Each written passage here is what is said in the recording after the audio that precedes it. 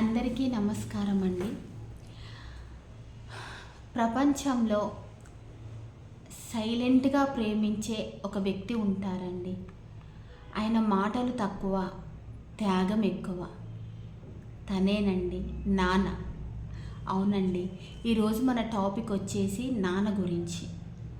అసలు ఆ మాట అనడానికి కానీ వినడానికి కానీ ఎంత బాగుందండి.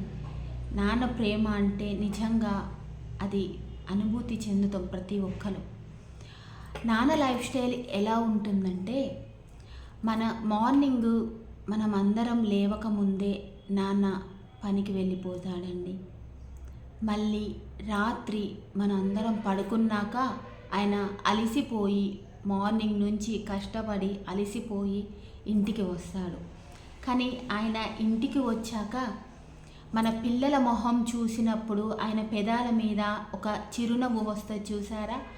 ఆ చిరునవ్వుతోని ఆయన ఉదయం నుంచి కష్టపడిన అంత అలసట అంతా పోతుందండి. అది నాన్న. అవునండి, నాన్న మనసు విన్న. నాన్న చిన్నప్పుడు మనతో స్ట్రిక్ట్గా ఉంటాడు అని అనుకుంటాం, కానీ కాదండి. అమ్మ ప్రేమ కనిపిస్తుంది, నాన్న కోపం కనిపిస్తుంది అని అనుకుంటారు, కానీ చాలా తప్పండి. నాన్న బయటికి స్ట్రిక్ట్గా ఉన్న లోపల ఎంత ప్రేమిస్తాడంటే, మనకన్నా నాన్న మనల్ని ఎక్కువగా ప్రేమిస్తాడు. ఆయన కన్నా పిల్లల్ని ఎక్కువగా ప్రేమిస్తాడు నాన్న. అవునండి. ఎందుకు స్ట్రిక్ట్గా ఉంటాడంటే, ఆయనకు ఎన్నో సమస్యలు, ఎన్నో బాధలు.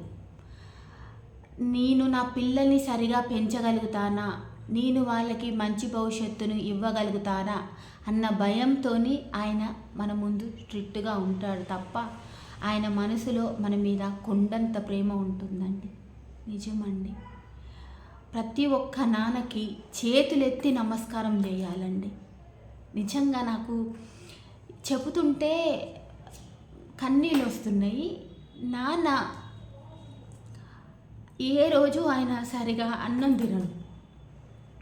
ఇంటికి వచ్చి పిల్లలు తిన్నారా అంటే అమ్మని అడుగుతాడు, పిల్లలు తిన్నారా అన్నము అని అంటే తిన్నారు అని అంటే ఆయన కడుపు నిండిపోద్ది. అలాంటిదండి నాన్న ప్రేమ. అవునండి. ఎప్పుడైనా సరే నాన్న విలువ తెలుసుకోండి. అర్థమవుతుందా? నాన్న ఒక ఎమోషన్, నాన్న ఒక హీరో, మన రియల్ లైఫ్ హీరో అండి నాన్న. ప్రతి అమ్మాయికి ప్రతి అబ్బాయికి నాన్న రియల్ లైఫ్ హీరో. ఎక్కడో దూరంగా ఉండి ఫోన్లు చేసి బాగున్నావా అని ఒక మాట అడిగినా కూడా తనకు అదే కొండంత ఆనందం అండి. వీలైతే ఫోన్ చేసి మాట్లాడండి. దూరంగా ఉన్న 3 monthsకి ఒకసారి వచ్చి తల్లిదండ్రులని చూసుకోండి. తండ్రి జీవితాంతము మన కోసము తన బ్రతుకును మొత్తం త్యాగం చేస్తాడండి తండ్రి. అలాంటి నాన్నకి మనం విలువనిద్దాం. తండ్రి కొంచెము ఆయన డల్ అయ్యి, ఆయన కొంచెం ఆరోగ్య సమస్యలు వచ్చినప్పుడు మనకు అప్పుడు అర్థమవుతుంది నాన్న ఇంత స్ట్రాంగ్గా ఉండేవాడు. మనకు కుటుంబ సమస్యలు వచ్చినప్పుడు నాన్న ఒక్కడే ఎలా కుటుంబాన్ని ఇంత దూరం తీసుకొచ్చాడు. ఇప్పుడు మన వల్ల కాదు, నాన్న ఒక్కడు మన బాధ్యతను మొత్తం తన భుజాల మీద వేసుకొని ఆయన ఒక్కడు సంసారాన్ని ఈదుతాడండి. ఎంతమంది పిల్లలున్నా వాళ్ళకు పట్టడన్నం పెట్టడానికి ఆయన జీవితము మొత్తం సాక్రిఫైస్ చేస్తాడండి. అదే నానంటే. ఒకవేళ మీరు ఈ వీడియో చూస్తున్నట్టయితే మీ నాన్న పక్కనే ఉంటే గట్టిగా ఒక హగ్ ఇవ్వండి. చెప్తున్నా కదా, గట్టిగా ఒక హగ్ ఇచ్చి నాన్న ఐ లవ్ యూ అని చెప్పండి. చాలండి. మన నాన్నకి మనం ఇచ్చే అతి పెద్ద విలువైన గిఫ్ట్ ఇదే అవుతుంది లైఫ్లో. ఎప్పుడు నాన్న ప్రేమని దూరం చేసుకోకండి. నాన్న మన జీవితం కోసము ఆయన లైఫ్ని సాక్రిఫైస్ చేస్తాడు. ఆయనకు ఎన్ని కలలున్నా కూడా అవన్నీ పక్కన పెడతాడు పిల్లల భవిష్యత్తు కోసము. పిల్లల్ని ఒక దారికి తీసుకురావాలి, వాళ్ళని ఉన్నత భవిష్యత్తులో ఉంచాలి అనేసి నాన్న ఒక ఎమోషన్.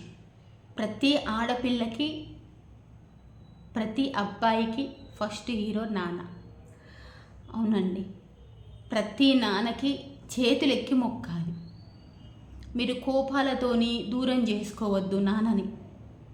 అర్థమవుతుందా? ఒక్కసారి మీరు ఆలోచించండి నాన్న పరిస్థితిని. మనకన్నా ముందు లేసి మన భవిష్యత్తు కోసము అంత తాపత్రయపడి మనల్ని ఒక స్థాయికి తీసుకొచ్చిన వ్యక్తిని మనం దూరం పెట్టడము. ఈరోజు పరిస్థితులు ఎలా ఉన్నాయంటే, అందరూ ఉంటారని నేను అనట్లేదు, కొంతమంది ఉంటున్నారు.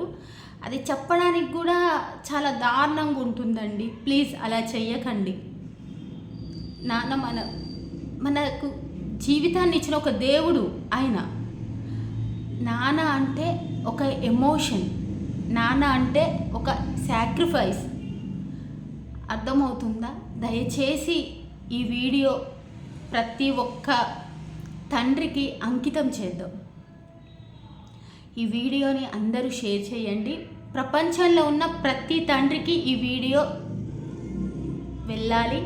ఇది వాళ్ళకి అంకితం చేద్దామండి. నేనైతే ఇదే చెప్పదలుచుకుంటున్నాను.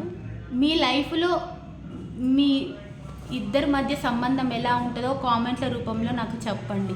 థ్యాంక్స్ అండి.